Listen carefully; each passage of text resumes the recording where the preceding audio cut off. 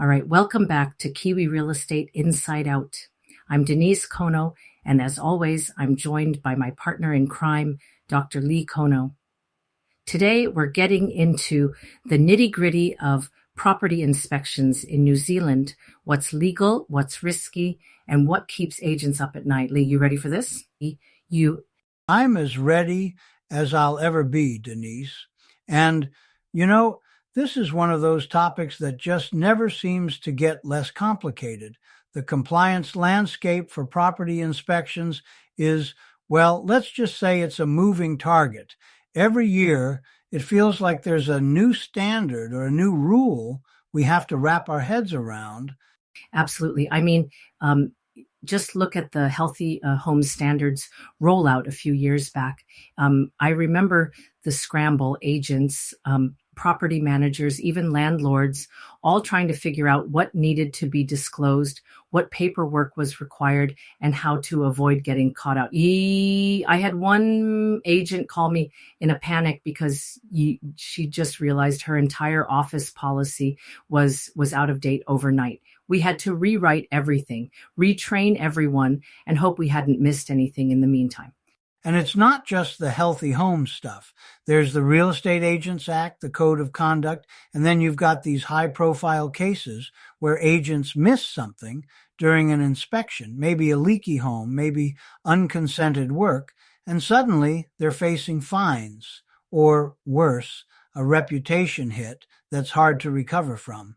I mean, the rules say you have to disclose what you know or what you ought to know as a competent agent. But that's a pretty big gray area sometimes. Yeah, and the pressure to keep up is real, especially when the inspection industry itself is unregulated here. Anyone can call themselves a home inspector, no training, no insurance, nothing. So agents are stuck in the middle, trying to do the right thing, but sometimes relying on reports that might not be worth the paper they're printed on. It's a legal minefield, honestly.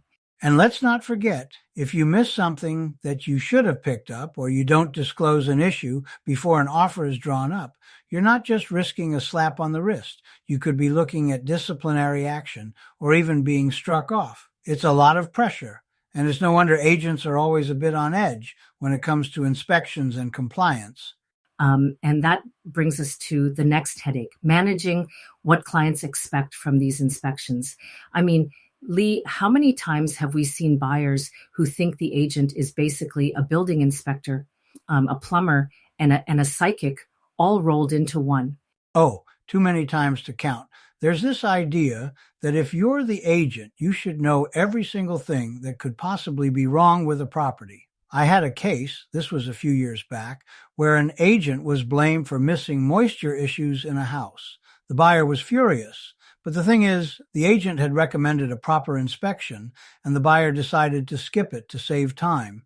It turned into a real mess, and honestly, it all came down to a breakdown in communication. Exactly.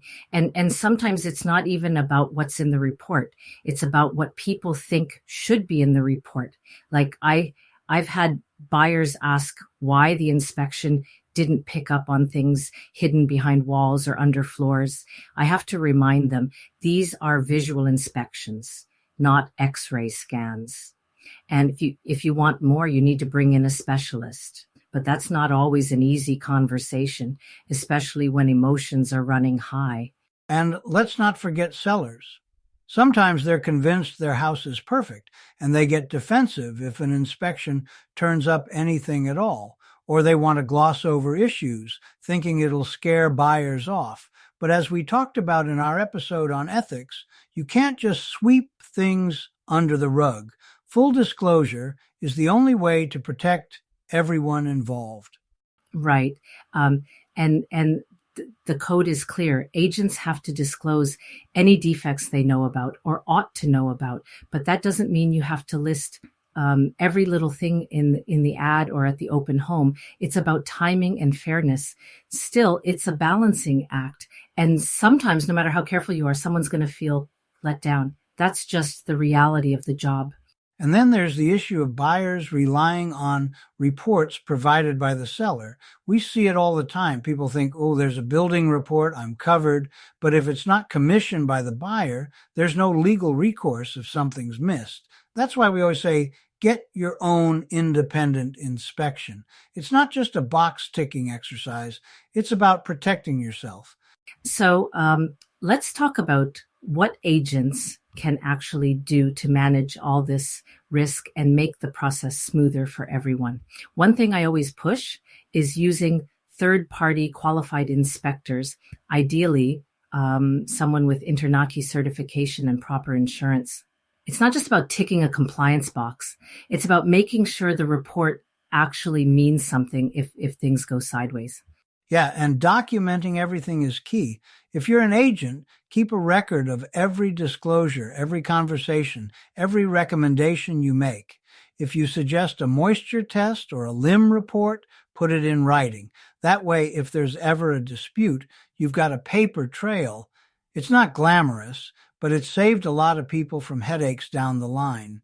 And don't underestimate the value of pre-inspection prep. I've run training sessions where agents shared their best tips, like walking the property with the seller before listing, checking for obvious red flags, and making sure all documentation is ready to go. It's amazing how much smoother things go when everyone's on the same page from the start. We've seen a real drop in post-sale disputes when agents take that extra step. And for buyers, it's about asking questions. If something in the report doesn't make sense, don't just shrug and hope for the best. Get clarification, get estimates for repairs, and make your offer conditional on being satisfied with the inspection and the limb. It's not about being difficult, it's about making an informed decision. And for sellers, being upfront about any issues, even if they've been fixed, builds trust and can actually help the sale go through more smoothly. At the end of the day, it's about transparency and preparation. The more everyone knows going in, the fewer surprises there are later. And as we've said in past episodes, whether it's ethics, complaints, or compliance, it all comes back to open communication and doing the right thing, even when it's not the easy thing. Couldn't have said it better myself, Denise. All right, that's a wrap for today's episode. If you've got questions about inspections, compliance, or just want to share your own horror story, drop us a line. We'll be back soon with more Kiwi real estate insights. Denise, always a pleasure. Thanks, Lee. And thanks to everyone for tuning in. Take care out there, and we'll catch you next time on Kiwi Real Estate Inside Out. Bye for now. Bye, Denise. Bye, everyone.